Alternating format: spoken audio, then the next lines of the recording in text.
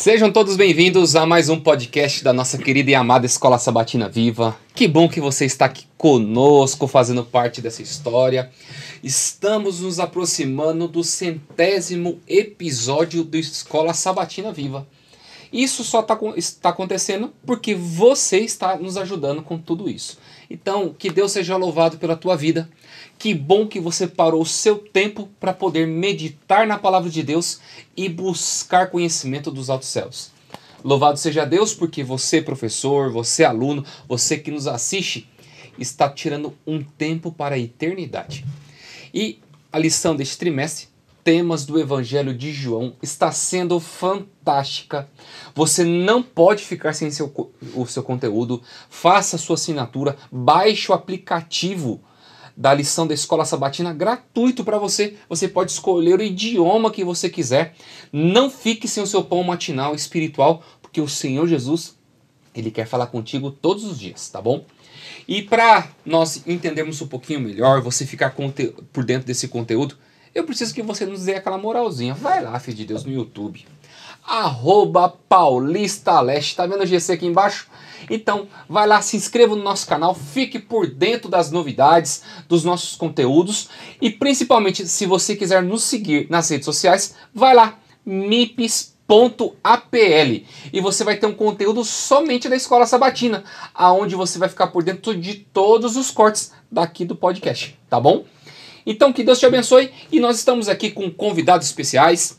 Temos aqui o pastor Alisson Brasil, diretamente lá do distrito de Carapicuíba. Vila Dirce. Isso. Meu querido, muito obrigado por estar aqui conosco. Que Deus te abençoe. Mande um abraço pro teu povo, pra esposa, pra filho, papagaio e periquito. Vai lá. Eu quero mandar um abraço pro meu pai e pra minha mãe e dizer que eu estou no podcast da lição da Escola Sabatina.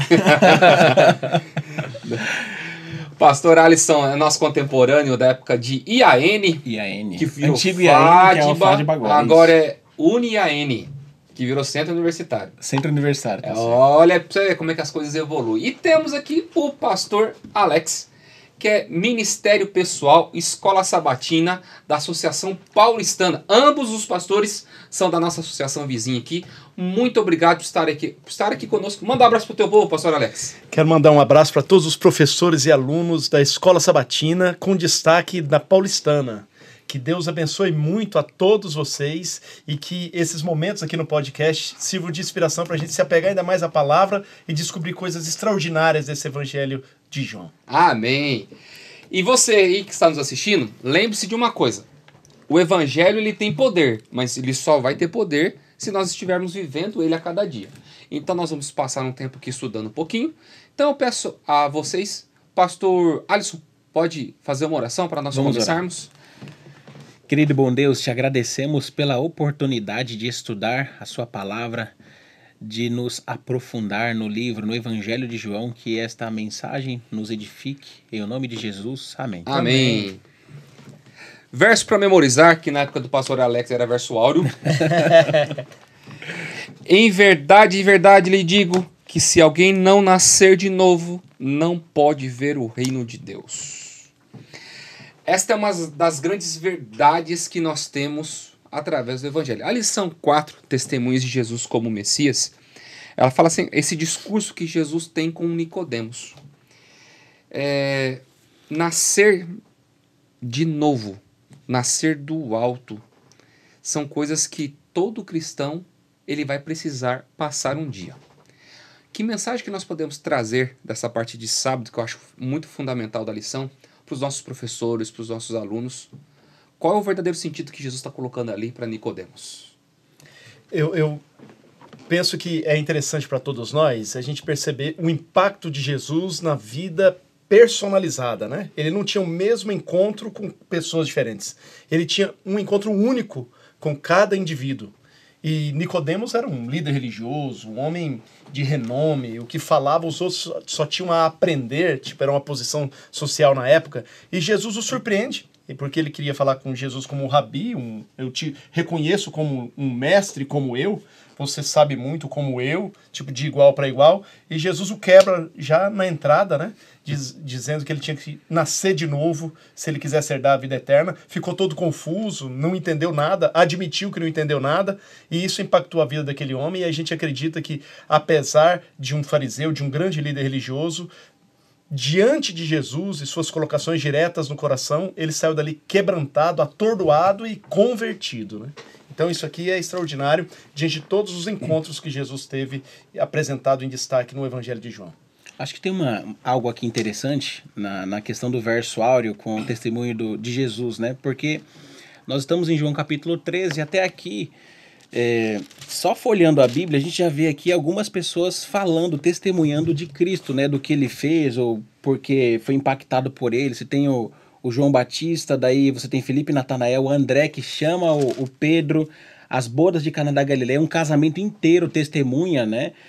Que Jesus ele faz o milagre, tem algo diferente. E no capítulo 13 a gente já chega ao ápice no começo, né? Porque você tem um líder, um fariseu, que acaba sendo convencido pelas demonstrações de poder de Cristo de que tem alguma coisa ali, né? Ele não é um profeta comum, né?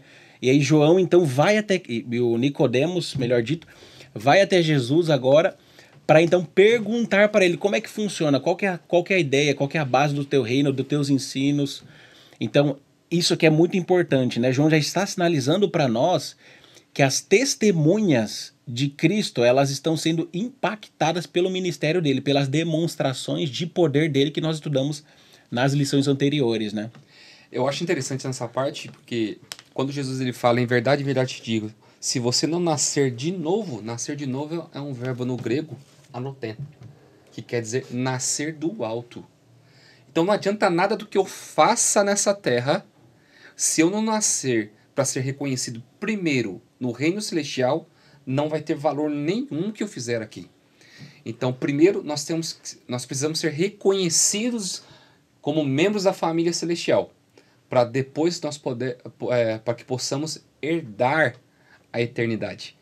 E é onde que nós entramos na parte interessante do testemunho de João Batista, né? João Batista ele dizia que ele não era digno de amarrar as sandálias de Cristo. Mas Jesus olha para ele assim, ninguém foi maior do que João. Discrepância, né?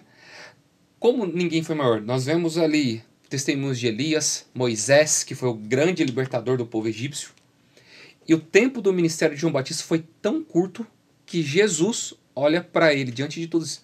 Ninguém foi maior do que ele.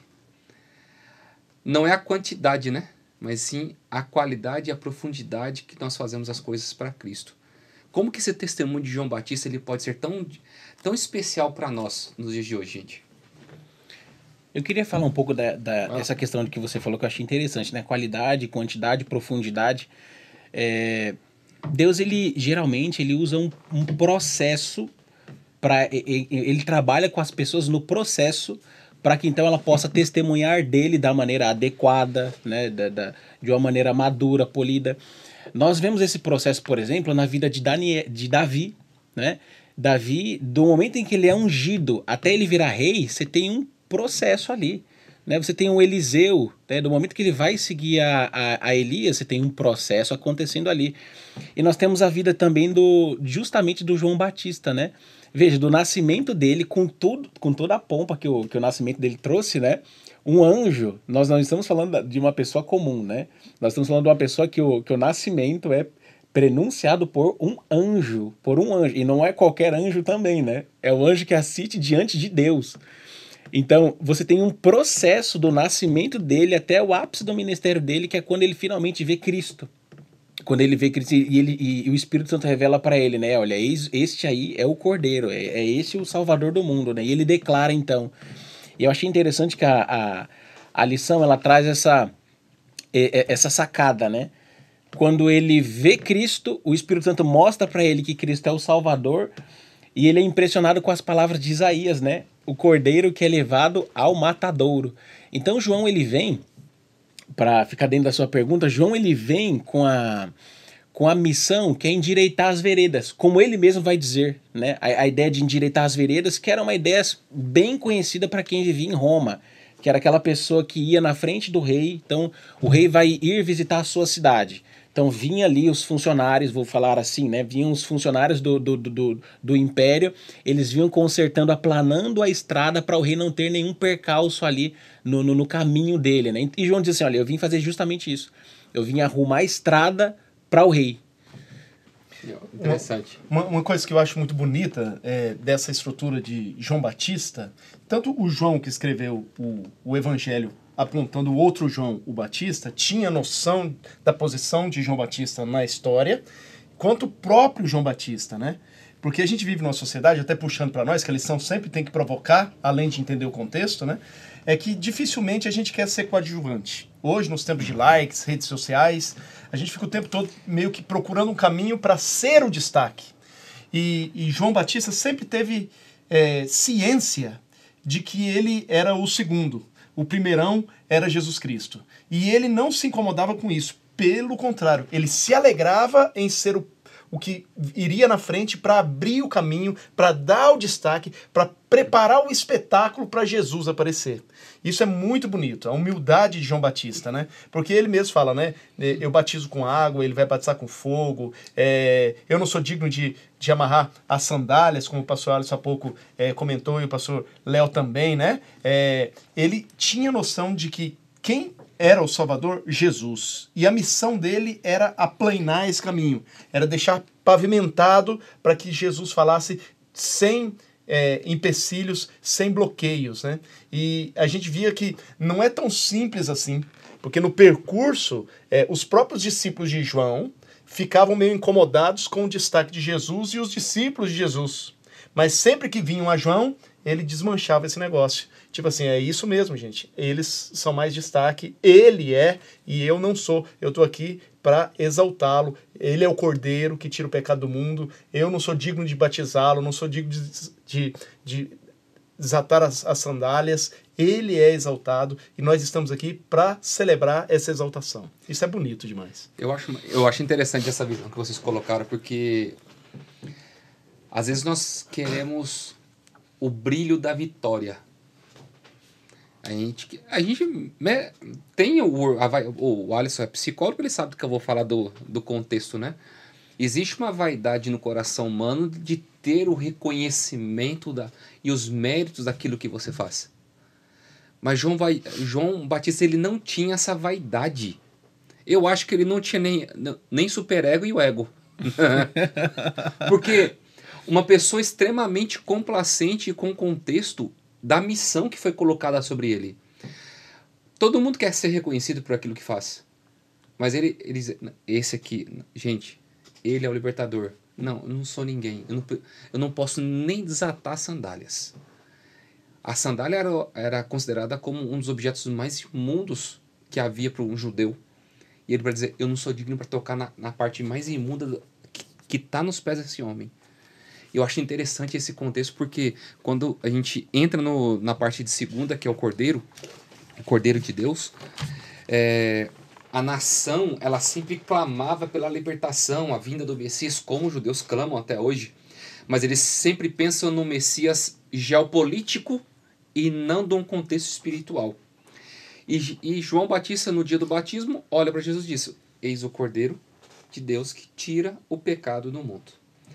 Naquela época, o serviço sacrificial já estava corrompido pelo templo, né? Anás e Caifás já tinham se sujado com a corrupção, dentre outras coisas, e Jesus agora daria um novo sentido para a adoração. O batismo agora seria o termo de aceitação e perdão dos pecados. Como que a gente pode trabalhar o contexto, o Cordeiro de Deus, com os nossos professores e nossos alunos? É interessante que, como você colocou, vou começar a partir daí, o sistema sacrificial ele estava totalmente corrompido, né? Então, o Sinédrio, ele tinha pelo menos ali 3 partes do Sinédrio. Você tinha a primeira parte, que era o sumo sacerdote, e geralmente com o sumo sacerdote você tinha o sumo sacerdote aposentado e alguns familiares deles. Daí você tinha os fariseus. Os fariseus, eles... Aliás, o sumo sacerdócio, ele era composto pelos saduceus, porque eram os mais ricos. Eles tinham uma influência monetária, né? E por isso política também, portanto política. Daí você tinha os fariseus. Os fariseus, eles tinham eles ganhavam, eles tinham o acolhimento, né, do povo. Então os fariseus, eles eram bem aceitos pelas pessoas. E por fim você tinha os anciãos, né? Os anciãos eram aqueles que faziam parte da aristocracia e, portanto, participavam do sinédrio. Só que olha que interessante. O sumo sacerdócio era escolhido justamente por Roma. Roma entendeu como o sistema judaico funcionava, eles monopolizaram, e quem que era sumo sacerdote? Quem pagava mais. Quem dava mais sumo sacerdote. E daí vai ficar fácil, né? A gente entender mais ou menos porque isso acontece também nos nossos dias, né? E te dão uma cadeira e você faz o seu time. E aí você escolhe os seus e os que você escolheu vão escolher os deles. E assim vai. Então é um sistema totalmente corrompido. Não é à toa que também os evangelhos vão nos dizer que quando Cristo ele vê o que está acontecendo dentro do templo, ele simplesmente vira ali, né, a mesa, né? Por conta de tudo que está acontecendo. Então era um sistema corrompido. E dentro dessa corrupção, você tinha um símbolo ali que também era corrompido, né? Que era o cordeiro. Então veja, o cordeiro ele simbolizava algo muito... o que de mais puro e mais poderoso o evangelho pode nos apresentar, né? Um animal sem defesa. O cordeiro ele não tem defesa, né?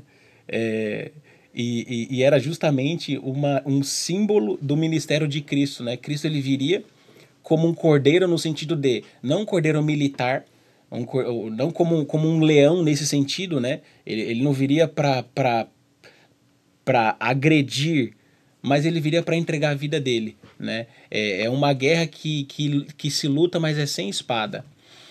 E às vezes a gente quer defender o cordeiro, só que usando as armas do dragão.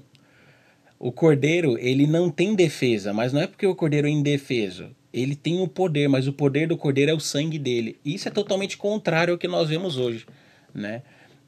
Os grandes deuses da mitologia grega, eles têm superpoderes. E qual que é o poder que o nosso Deus tem? É o sangue dele. É quando ele morre que ele se torna poderoso, né? O símbolo do cordeiro. É interessante essa análise mesmo. E aí a gente avança no seguinte, provocando um pouco você, professor, um pouco você, aluno, né, dessa escola maravilhosa, sobre a apresentação que João Batista fez a Jesus. O cenário estava pronto. Lembra que ele mesmo trabalhou isso, né? Ele pavimentou o caminho e Jesus estava ali diante dele e das pessoas que aprenderam com ele sobre esse Messias. Chegou, ele está ali diante. E eles já viram algumas manifestações interessantes, e quando ele estava para apresentar, eles pensaram, será que ele pode apresentá-lo como o grande leão, a águia, o dominador, o general dos generais? E ele falou, olha, ele vai ser a expectativa, o cordeiro, o paz e amor. Isso frustrou quem tinha essa expectativa de que ele viria como rei dos reis, senhor dos senhores, reinando para reinar, que era a profecia sobre o Messias também, do Antigo Testamento a respeito do prometido, né? Do libertador. Porém, hoje a gente tem uma noção mais nítida, mas naquela época as pessoas não tinham. Jesus tem os seus momentos. Para aquele momento ali, ele teria que ser o cordeiro para ser sacrificado e garantir a vitória. E nós estamos esperando o outro momento, que agora sim ele vem, ele vem, mais de 2000 anos depois, reinando para reinar, rei dos seis, senhor dos senhores, não vai sobrar raiz nem ramo dos inimigos, não vai haver outro reino depois dele, agora sim é o momento, mas eles achavam que era lá, e aquilo deu um choque de realidade neles, né? Tipo, peraí, não é agora, agora é paz e amor, ele vai entregar-se, ele vai ser inocente, ele não vai reagir diante de toda essa opressão, isso mexeu muito com eles, mas essa mexida levou muitos à conversão, né? E aonde que o testemunho da vida de Cristo, ele mexe com a vida das pessoas, mexe até com seguidores do próprio João Batista. Quando nós vamos para a lição de terça-feira dos 2 discípulos, eu fico tentando imaginar, porque a área filosófica era muito forte, ela era muito forte na época de Cristo, né? Recentemente, 400, 500 anos antes, tinha Platão, Aristóteles, os grandes pensadores da época, que estava sendo inserido a filosofia greco dentro de Roma, que vira greco-romana depois, e eles sempre tinham seus grandes seguidores. Um combatia o outro. Não havia um apoio de filosofias e pensamentos. João Batista, ele falava e defendia os seguidores de Cristo e o movimento de Cristo. Agora eu fico tentando imaginar como é que um cara que tem um grande movimento como ele, um idealizador, um formador de opiniões, ele não defende somente a ele, ele defendia o que aconteceria, que viria de uma forma muito maior após ele, que seria o ministério de Jesus. E não causar ciúmes e intriga entre os seus seguidores. Hoje você vê uma divisão muito grande no nosso país, dentro da igreja, questões políticas, né? Hoje você não vai ver um cara de esquerda defender a direita. E você não vai ver um direita defender a esquerda. Muito menos isso. Mas nessa época parece que não tinha direita e esquerda. Era um pensamento único. A teocracia, Deus, diante de todas as coisas. Como que a gente pode trabalhar esse contexto dos dois discípulos que aconteceu ali? João Batista, ele preparando, reconhecendo seu papel, e os discípulos reconhecendo o que o seu líder estava dizendo sobre um grande líder que viria no futuro, que seria o próprio Jesus.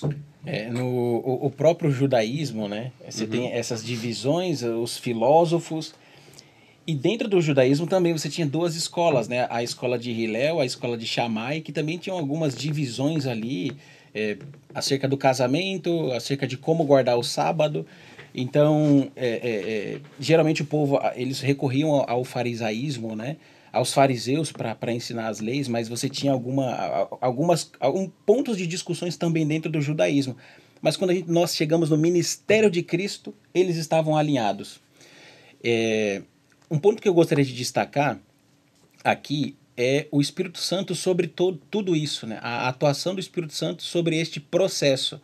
Quando João ele percebe que ele está diante de alguém maior do que ele instrui os seus discípulos. Ele diz, não, realmente, importa que ele cresça e que eu diminua.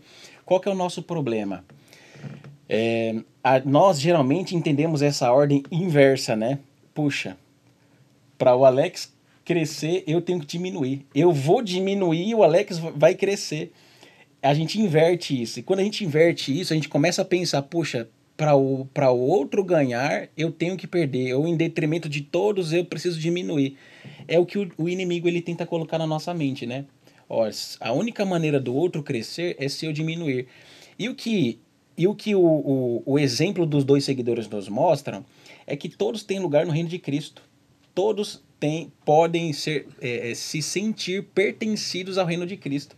É o corpo, mas você tem um cabeça. Quando a gente entende, quando o membro, nós como membros, como cristãos entendemos, né, que o Espírito Santo ele distribui os dons dele a nós e que nós devemos ser o melhor no lugar em que nós estamos então trabalhando de acordo com o corpo, né, com o propósito maior. É o que João entendeu. Ele não era Cristo, ele não podia morrer por Cristo. O anjo também não podia. Um dos 12 também não podia, mas cada um reconhecendo o seu lugar, nós temos aí um quadro completo, né? É a proposta de João mostrar, né? Isso aqui é importantíssimo, né? E agora mexendo de novo com os batistas de hoje, os professores, os alunos aí que estão participando desse podcast, né? Nós estamos sendo um batista hoje? Ou nós queremos, em nome da religião, em nome desse Deus espetacular, nos aparecer? A gente percebe nitidamente, lendo as pessoas, a gente tem que ter muito cuidado com isso também, porque ai daquele que julgar, porque será julgado também, né? Mas a gente tem, pelos frutos, uma noção da árvore, do que está dando ali, né? A pessoa canta de um jeito que está chamando a atenção por todo o potencial que tem, e depois só levanta o dedinho para trás e fala, não, para cima e fala, exaltação a Deus. A ele é a glória, mas todo o meu comportamento não é a glória para ele, todo o meu comportamento é a glória para mim. Isso quando eu vou dar um estudo bíblico, quando eu vou pregar. Será que a minha preocupação é impactar a pessoa com Jesus ou com meus argumentos, com meu conhecimento teológico, com a minha eloquência, com a minha oratória? O que eu estou querendo? Estou querendo que você saia desse encontro comigo falando sobre Jesus, me admirando, ou que você saia desse encontro comigo falando de Jesus apaixonado por ele? Eu penso que essa é uma grande medida, inclusive, de você perceber se você está cumprindo o propósito batista nos dias de hoje ou não, ou o contrário, né? Se a pessoa sai de lá admirando você, provavelmente você frustrou os planos divinos no seu encontro com aquela pessoa. Agora, se ela sai desse encontro, seja através de uma música sua, de um estudo bíblico, de uma palavra de Deus, de uma oração, de um testemunho, exaltando Jesus, tomando uma decisão por ele, abandonando o pecado, entendendo que a vida dele tem que ser reorganizada, você cumpriu o propósito. Mas sempre o propósito será cumprido quando você exaltar a ele. Isso causa, inclusive, admiração positiva de quem está te ouvindo e está te lendo. É nítido a sua intenção. E se a sua intenção é como de Batista, chamar atenção para ele, isso vai ter um impacto muito forte em quem está ouvindo. E é onde nós vemos o que aconteceu com Filipe e Natanael. Existem conceitos e preconceitos dentro da igreja. Às vezes criamos alguns barreirismos para impedir com que as pessoas conheçam o nosso Deus. Eu lembro quando eu era pequeno, quando eu fui receber o estudo bíblico do sábado, nasci na igreja, mas o irmão José Amante dando estudos bíblicos para nós. O sábado é o dia do não. Não pode isso, não pode aquilo outro, não sei o quê.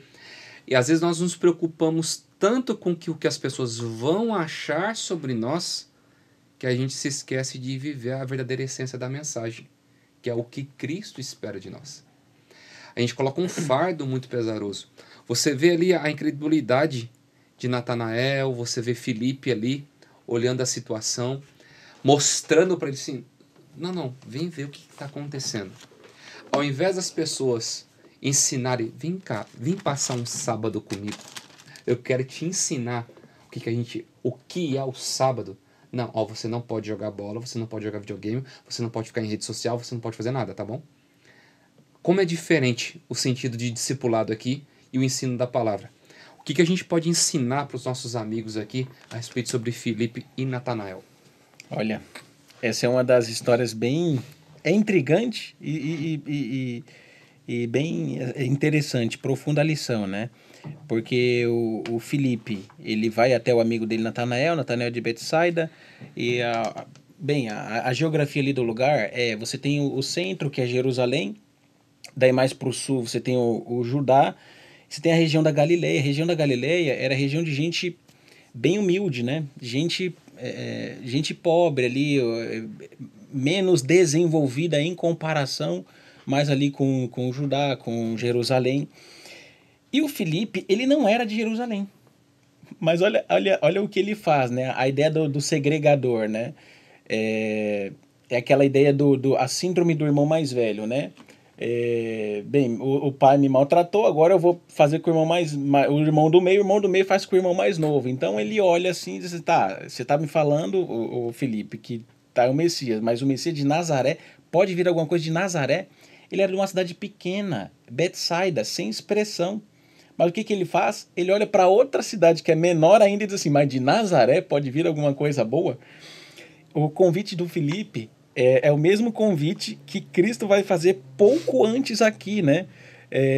Quando o João e o André dizem assim, mestre, aonde que você mora? Eles olham para Cristo e perguntam, né? No capítulo 2 aqui, onde você mora? Jesus responde, vem e vê. Quando o Natanael olha para o Filipe, diz, mas esse Jesus pode vir alguma coisa boa de Nazaré? Filipe dá a mesma resposta, né? Vem e vê. É aquela ideia de que Cristo, o evangelho de Cristo, ele é intelectualmente satisfatório. Nós temos boas e profundas respostas para as maiores perguntas da vida, da filosofia, da ciência. Nós temos boas perguntas. Mas Cristo, ele é mais do que como o prólogo de João vai dizer, né? Ele é mais do que um logos, um conhecimento abstrato. Ele é uma pessoa. E como uma pessoa, quem está nos assistindo tem uma impressão de como eu sou. Na vida real, tem uma impressão de como nós somos. Mas só nos conheceria de fato se passasse um tempo conosco, né? Essa é a ideia. Vem e vê. É isso que a lição nos ensina. Para nós conhecermos a Cristo de fato, nós precisamos ler sobre ele, mas é preciso gastar um tempo com ele, né? Vem e vê. Eu gosto muito dessa abordagem, porque escola sabatina é missão na veia, né, pastor Léo? Sempre. Então, quem gosta de estudar a Bíblia, fala se não é verdade. Você que acompanha podcast é porque você estuda a lição sozinho. Aí você gosta de estudar sozinho, aí vai para os complementos. É o vídeo do pastor tal, o podcast da Paulista Leste, estou aqui participando e tal. Mas, com certeza, eu me arrisco a dizer, olhando para você, que você também reparte o evangelho. Porque é impossível você se alimentar tanto de um potencial gigantesco que revoluciona a vida e deixar isso guardado para você. E aqui tem uma estratégia evangelística dessa abordagem Felipe e Natanael, fantástica para a gente usar no dia a dia, o vem e ver, nesses exemplos que a gente comentou aqui. Né? Se você ficar só teorizando, a pessoa vai ter os preconceitos dela. E a lição teve uma sacada para mim abençoada, como várias outras, né?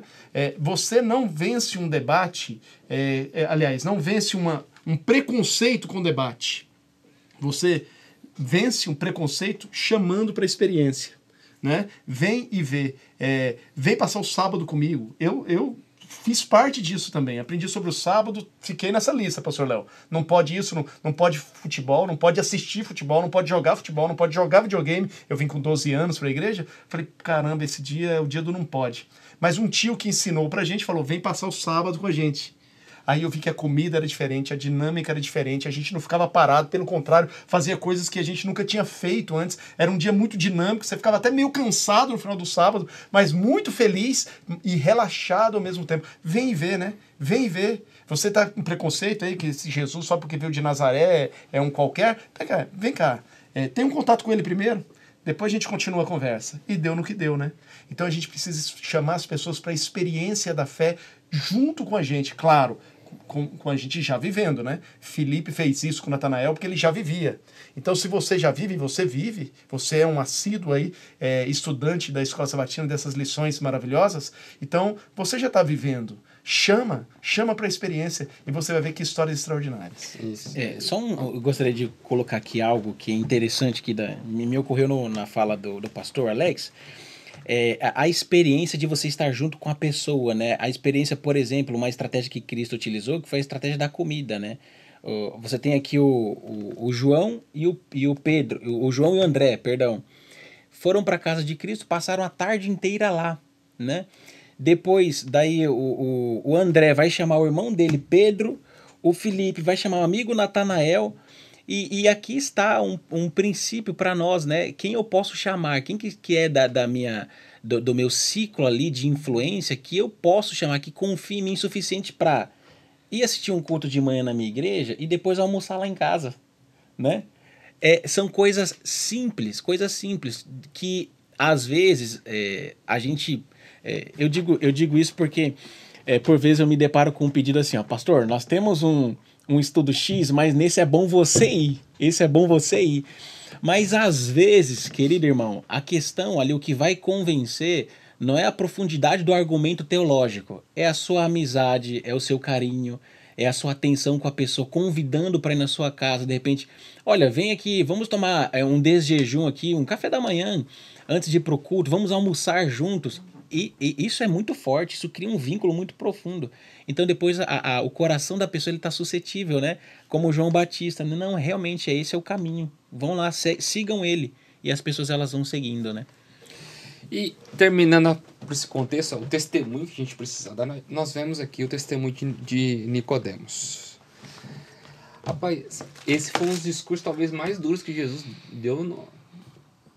Jesus deu uma pegada nele, ele é legal, porque Nicodemos ele sabia, ele acreditava que as pessoas, os gentios precisavam ser convertidos, mas ele nunca imaginava que um judeu precisava ser convertido da história. Uhum. E às vezes nós achamos, infelizmente, pastores, algumas pessoas caem no mesmo erro do farisaísmo antigo. Achamos porque nós somos adventistas do sétimo dia, nós pregamos a reforma de saúde, guardamos o sábado, nós já temos um passaporte carimbado com visto para a eternidade. E na verdade não é bem assim. Nicodemos ele tinha toda a teoria. Conhecia minuciosamente as profecias que apontavam para o Messias, mas não era convertido. Às vezes nós somos convencidos da mensagem, mas nós não somos convertidos. como que esse enredo da história de Nicodemos a gente pode trazer para nossos dias de hoje? O Nicodemos que maravilhosa a Bíblia, né? Já começar no capítulo 3 e trazendo um assunto tão sério para nós, né? O Nicodemos, ele é o que representa o melhor do judaísmo, né? O Nicodemos, ele conhece a Bíblia, ele é influente, ele é rico, ele é uma pessoa profícua, ele é conhecido, ele é respeitado, mas ele não entende de religião. A profissão dele é a Bíblia, mas ele não entende de religião. Nós poderíamos dizer assim, né? Ele não entende. Cristo, ele está conversando com ele e chega um momento que Cristo fala, olha, se você não consegue entender o que eu te digo com exemplos aqui da terra, como que eu vou te revelar o que é do céu? Nós estamos numa conversa e ele não está entendendo. A linguagem espiritual é um idioma desconhecido por alguns cristãos, sabe? Porque tem pessoas, a Bíblia nos coloca exemplos de que é possível você estar envolvido com as coisas de Deus sem conhecer a Deus. Esse é um dos maiores perigos dentro do cristianismo. É você conhecer a palavra de Deus, é você saber ser um bom líder, um bom ancião, um bom professor de escola sabatina e não conhecer o poder de Deus, né? Talvez essa seja uma das grandes retóricas do livro. Pessoas próximas de Cristo, pessoas que estavam próximas da Bíblia, do conhecimento, de uma maneira tão profunda, mas que não conheciam a Cristo. O Nicodemos é um exemplo disso, né? E é o que Cristo ele vai colocando aqui. Ele é um líder religioso, mas ele não está entendendo a linguagem espiritual. Isso é uma mexida muito forte comigo, com você, porque no geral a gente já conhece a história de Nicodemos, né? Acho que sem muito constrangimento, qualquer um de nós seria capaz de contar essa história nas suas palavras de uma maneira muito fidedigna ao relato do texto. Mas isso tem que mexer comigo, né? Comigo e com você, que já é crente, que já somos crentes. Nós acreditamos na palavra, nós temos a verdade, o pacotão que o pastor Léo falou, né? Mensagem de saúde, a Bíblia, Antigo e Novo Testamento, as profecias 2300 tardes e manhãs, Apocalipse, o sacerdócio de Cristo. A gente domina os outros que venham para aprender conosco, porque nós já sabemos muito. Mas só que nós estamos tão perdidos quanto eles se não cuidarmos. É o que Deus mexeu com Nicodemos, né? Na conversa com Nicodemos, Jesus com Nicodemos, Nicodemos começou entendendo que ele era acima de Jesus. Em poucas palavras de Jesus, Jesus já o impressiona, ele já reconhece que é igual. Rabi, você é como eu. E termina lá daquele tamanhozinho, olha, desconsidero então tudo que eu vivi, se eu não começar de novo, do zero, me entregando para o Senhor, nascendo do alto, não valeu nada tudo que eu sei, tudo que eu conheço, toda a minha influência, todo o meu contexto, né? E você pega alguns paralelos, por exemplo, a parábola do semeador, que Jesus é o semeador, né? E nós somos o coração que recebe a semente, a terra que recebe a semente, né? Tem aquela que cai na beira do caminho, aquela entre as pedras e espinhos, e aquela que cai na boa terra. Aí você tem outra parábola, o filho pródigo, tem o filho perdido, e todas as...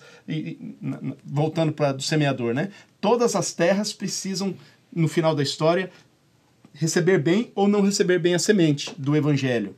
Indo para o filho pródigo, o filho que saiu estava perdido, o filho que ficou perdido também, né? E agora você tem Nicodemos. Jesus estava alcançando os gentios, os gregos, os romanos, mas precisava alcançar também os judeus, inclusive líderes religiosos. Ninguém fica de fora da necessidade do evangelho. Ninguém nasce salvo. Ninguém nasce salvo. Ninguém. Aquele que acha que nasce, já não nasceu, né? Ele já está morto, né? Permanece morto. E é interessante porque os judeus, eles tinham uma herança do pai Abraão, né? Mas essa herança não condicionava a questão da salvação. Às vezes eu estou falando para você aí, professor. Às vezes nós nos apegamos a algumas coisas na vida e achamos que isso vai nos proporcionar a salvação.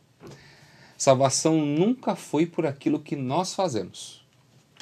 É diretamente os méritos de Jesus. Então, por favor, se aprofunde no conhecimento da pessoa de Cristo. Viva Cristo constantemente na tua vida, para que os seus alunos possam encontrar em você uma fonte de inspiração, uma fonte de esperança, para que os seus dias aqui na Terra possam ser mais leves e que algo muito melhor à espera na vida deles. Muito bem, queridos, agradeço a vocês, muito obrigado por estarem aqui conosco.